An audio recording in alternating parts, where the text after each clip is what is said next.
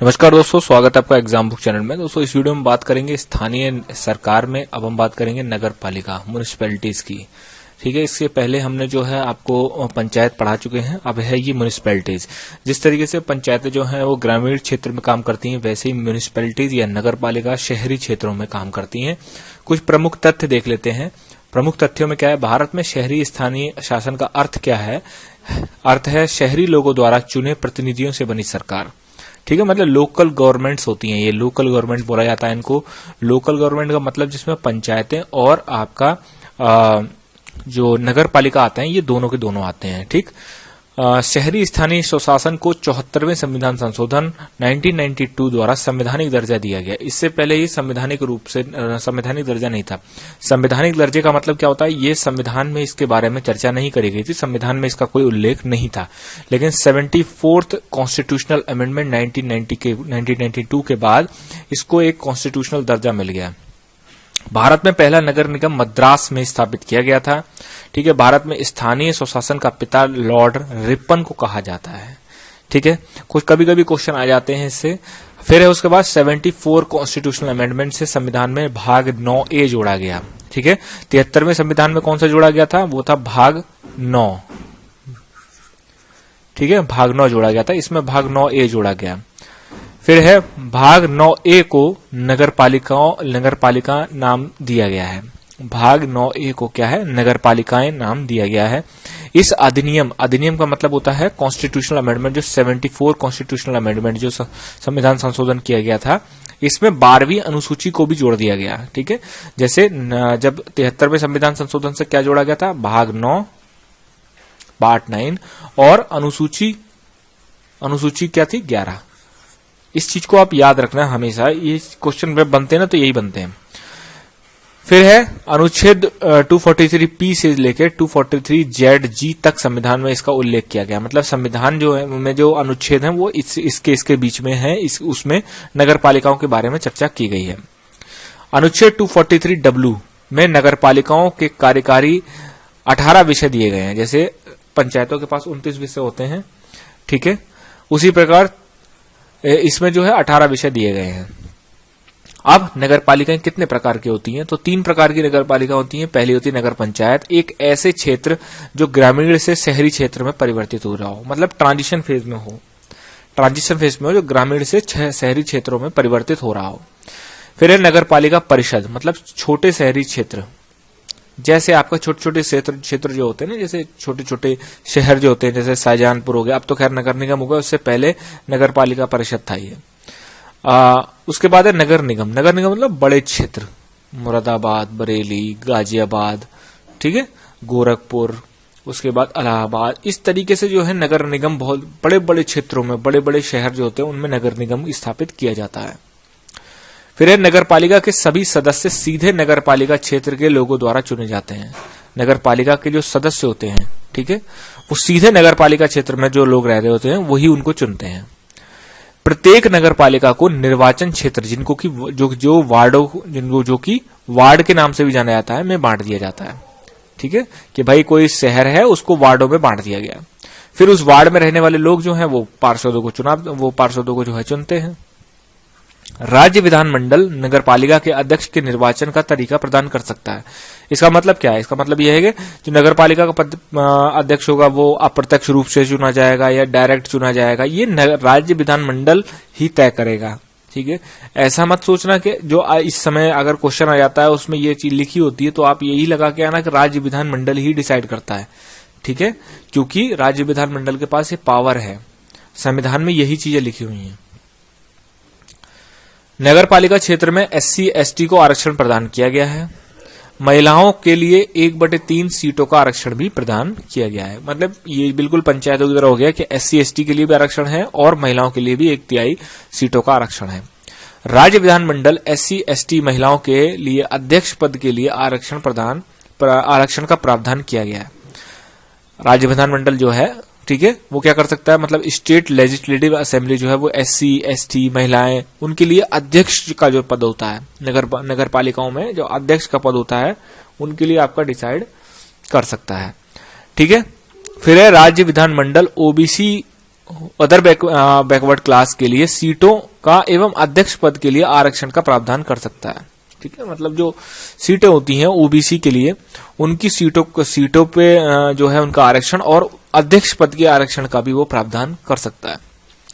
इस अधिनियम के अनुसार प्रत्येक नगरपालिका का कार्यकाल 5 वर्ष निर्धारित किया गया है, परंतु इसे इसकी अवधि से पूर्व भी समाप्त किया जा सकता है। ठीक है, मतलब 5 साल का कार्यकाल तो हो गई होगा, लेकिन ये स्टेट लेजिस्लेटिव के ऊपर है कि उससे पहले भी इसको समाप्त किया जा सकता है। जो नई नगरपालिका होगी का गठन पुरानी नगरपालिका की 5 वर्ष की अवधि खत्म होने से पूर्व चुनाव होगा। मतलब जैसे कि मान लीजिए अभी जो है अगले साल जो है चुनाव होने वाले हैं, वो क्यों होने वाले हैं? क्योंकि 5 साल का कार्यकाल उनका खत्म होने वाला है पंचायतों का।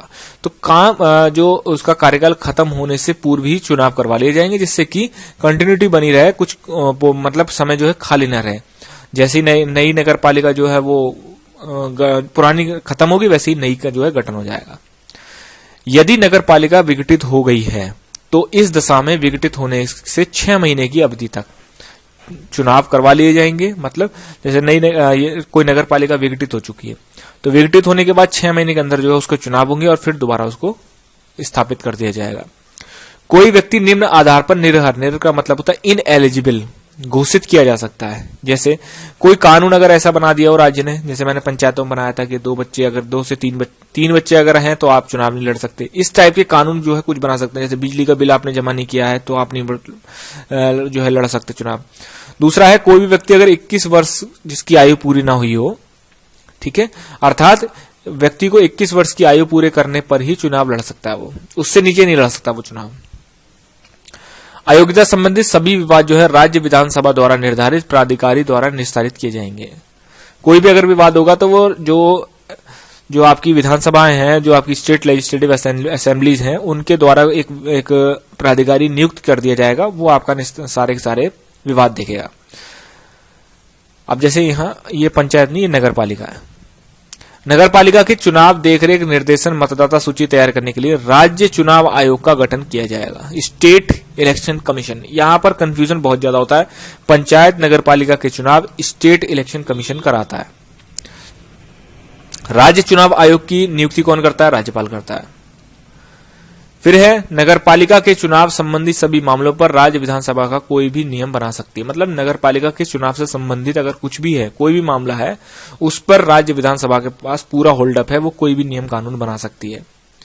राज्य विधानमंडल नगरपालिका को ऐसी शक्ति और अधिकार दे सकता है जिससे कि वह स्वशासन संस्थाओं के रूप में कार्य करने में सक्षम हो। जैसे आर्थिक विकास, इकोनॉमिक डेवलपमेंट, सामाजिक न्याय, सोशल जस्टिस के कार्यक्रम को तैयार कर सकता है, और अगर ऊपर से बन के आ रहा तो उनको कार्यान्वित मतलब एग्जीक्यूट कर सकता है। फिर है राज्य विधानमंडल वित्त संबंधी मतलब फाइनेंस संबंधी निम्न अधिकार नगरपालिकाओं को दे सकते हैं। कौन कौन से? जैसे नगरपालिका को चुंगी शुल्क लगाने, संग्रहण करने का अधिकार है। राज्य सरकार द्वारा आरोपित संग्रहित मतलब इकट्ठा करना, करों, चुंगी, मार्ग कर, शुल्क पंचायतों को सौंप दिए जा सकते हैं। मतलब पहला है कि उनको खुद को लगाने का अधिकार है और संग्रहण मतलब इकट्ठा करने का अधिकार है। दूसरा है कोई राज्य सरकार कोई आरोपित करती है कोई कर, ठीक है, उनको इकट्ठा करती है राज्य सरकार और सौंप देती है किनको? पंचायतों को। राज्य की समेकित निधि से नगरपालिकाओं को अनुदान दिया जा सकता है, ठीक है, जो उनका जो फंड होता है स्टेट का, उससे इनको आपका जो है दिया जा सकता है। फिर राज्य का राज्यपाल प्रत्येक 5 वर्ष पर पंचायतों की वित्तीय स्थिति की समीक्षा करने के लिए वित्त आयोग की स्थापना करेगा, जिसको कि स्टेट फाइनेंस कमीशन कहते हैं। और स्टेट फाइनेंस कमीशन राज्यपाल को अपनी रिपोर्ट सौंपता है और राज्यपाल जो है उस रिपोर्ट को विधानसभाओं में, विधान परिषदों में जो है उसको वहां पर जो है उसको जो है दे देते हैं, जिससे कि वो अपने जो है उस पर चर्चा कर सकें, ठीक है, वो पेश करवा देते हैं। वित्त आयोग की बनावट, इसके सदस्यों की आवश्यक अर्हता मतलब एलिजिबिलिटी तथा उसको चुनने का तरीका राज्य विधानमंडल निर्धारित करेगी। राज्य विधानमंडल मतलब स्टेट लेजिस्लेटिव, जिसमें की विधानसभाएं और विधान परिषद आती हैं। राज्यपाल राज्य वित्त आयोग की सिफारिश को राज्य विधानमंडल के समक्ष प्रस्तुत करेगा।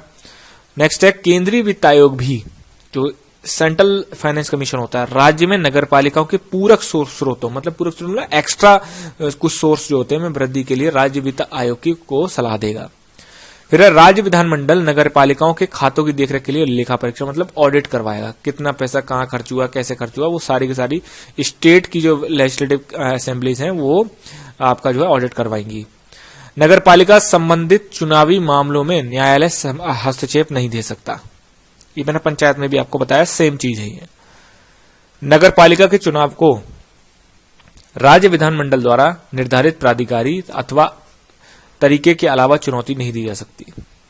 मतलब जैसे अगर किसी राज्य विधानमंडल ने कोई कानून वगैरह बना दिया है और उसके द्वारा प्राधिकारी के द्वारा कोई अपनाए गए तरीके के को चुनौती नहीं दी जा सकती उनको, ठीक है। जो उन्होंने कह दिया, जो उन्होंने कानून बना दिया, उसके हिसाब से ही सारी चीजें होंगी। फिर देखते हैं राज्य वित्त आयोग क्या काम करता है। राज्य वित्त आयोग नगर पालिकाओं की और पंचायतों की वित्तीय स्थिति के लिए, मतलब फाइनेंशियल कंडीशन के लिए प्रत्येक 5 वर्ष में वित्त आयोग की स्थापना की जाएगी। वित्त आयोग की अपनी सिफारिश राज्यपाल को सौंपेगा। राज्य और नगर पालिकाओं में राज्य सरकार द्वारा एकत्रित किए गए कुल करों, चुंगी, मार्ग कर एवं संग्रहित करों का बंटवारा ये राज्य वित्त आयोग जो बोलेगा उस हिसाब से राज्य सरकार और पंचायत और नगर पालिकाओं के बीच में जो है बंटवारा होगा। नेक्स्ट है आपका कर, चुंगी, पथकर, शुल्क का निर्धारण जो कि नगर पालिकाओं को सौंपे जा सकते हैं। मतलब कौन कौन से ऐसे आपके कर होंगे, कौन कौन से ऐसे आपके जो है टैक्स होंगे जो कि नगर पालिकाओं और पंचायतों को सौंपे जाएंगे, वो भी राज्य वित्त आयोग ही बताएगा। राज्य की संचित निधि से नगर पालिकाओं को दिए जाने वाले सहायता अनुदान, मतलब ये फाइनेंस कमीशन ये भी बताएगा कि जो आपका संचित निधि है उससे राज्य नगर पालिकाओं और पंचायतों को कितना कितना रुपया दिया जाना चाहिए। फिर है राज्यपाल वित्त आयोग की सिफारिश को राज्य विधानमंडल में प्रस्तुत करवाएगा। ये तो बहुत सिंपल है, ठीक। नेक्स्ट है आपका राज्य का राज्यपाल प्रत्येक 5 वर्ष पर नगर पालिका की वित्तीय स्थिति की समीक्षा के लिए वित्त आयोग की स्थापना करेगा। मैं बता चुका हूं आपको, ठीक है। ये पूरी स्लाइड आपकी हो चुकी है। फिर है जिला योजना समिति, इंपॉर्टेंट है थोड़ा। जिला योजना समिति क्या है?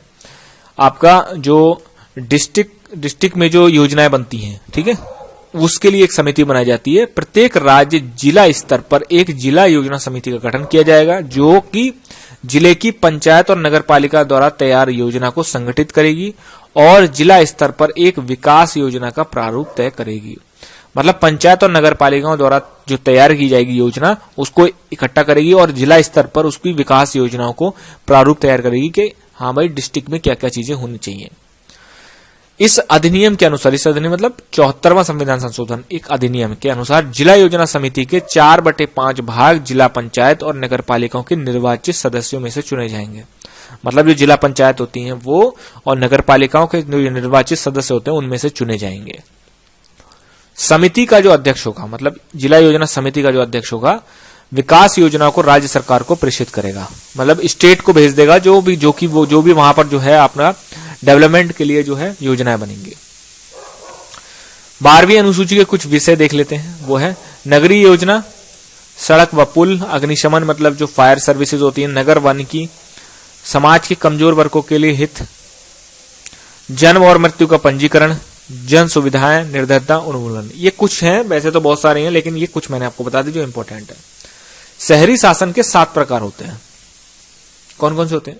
नगर निगम होता है, नगर पालिका होता है, अधिसूचित क्षेत्र होता है, नगरीय क्षेत्र होता है, छावनी बोर्ड होता है, टाउनशिप, बंदरगाह, न्याय, विशेष उद्देश्य। लेकिन इसमें जो इंपॉर्टेंट है वही मैं आपको बता रहा हूं, जिसमें कि इंपॉर्टेंट है नगर निगम। जैसा नगर निगम का काम करता है वैसे ही नगर पालिका काम करती है। नगर निगम का निर्माण बड़े क्षेत्रों में होता है, ठीक है। यह संबंधित राज्य विधानमंडल की विधि द्वारा राज्यों में स्थापित की जाती है। मैं बार बार कह रहा हूं ना कि स्टेट में कानून बना के जो है वो इनको स्थापित किया जाता है। नगर निगम में 3 प्राधिकरण होते हैं। कौन से? नगर परिषद होती है, स्थायी समिति होती है, नगर आयुक्त होते हैं। परिषद निगम की वैचारिक और विधायी शाखा है। विधायी शाखा मतलब जो कानून बनाती है, जो नीचे जो है एग्जीक्यूट करने के लिए कुछ नियम वगैरह बनाती है। इसमें लोगों द्वारा सीधे निर्वाचित शामिल होने, मतलब जो लोग सीधे निर्वाचित जो सदस्य होते हैं जो निर्वाचित होकर आते हैं वो सीधे इसमें शामिल होते हैं। परिषद का प्रधान कौन होता है? मेयर होता है। इसके बारे में तो सभी ने सुना होगा। नगर आयुक्त कौन होता है? नगर आयुक्त परिषद द्वारा, अब जैसे परिषद ने कोई चीज जो, जैसे परिषद ने कह दिया कि ठीक है कल से जो है डोर टू डोर जो कूड़ा उठाने का प्रोग्राम है वो चालू किया जाएगा, उसको ठेके पर चालू किया जाएगा। अब परिषद ने तो भाई बोल दिया, इसको एग्जीक्यूट कौन कराएगा? नगर आयुक्त कराएगा, ठीक है। नगर आयुक्त परिषद द्वारा निर्णय को कार्यान्वित करवाता है। वह नगर पालिका का मुख्य कार्यकारी अधिकारी होता है जो कि IAS या PCS पद का होता है। इनका जो एग्जीक्यूटिव ऑफिसर होता है जो एग्जीक्यूट कराता है किसी भी चीज को जो कि परिषद तय कर चुकी होती है, वो होता है आपका नगर आयुक्त। नगर आयुक्त ही आपका जो है कार्यान्वित करवाएगा, और मैं नगर पालिका का मुख्य कार्यकारी अधिकारी भी होता है। तो दोस्तों ये हो गया आपका नगर निगम। ठीक है, नेक्स्ट टॉपिक है आपका इलेक्शन कमीशन।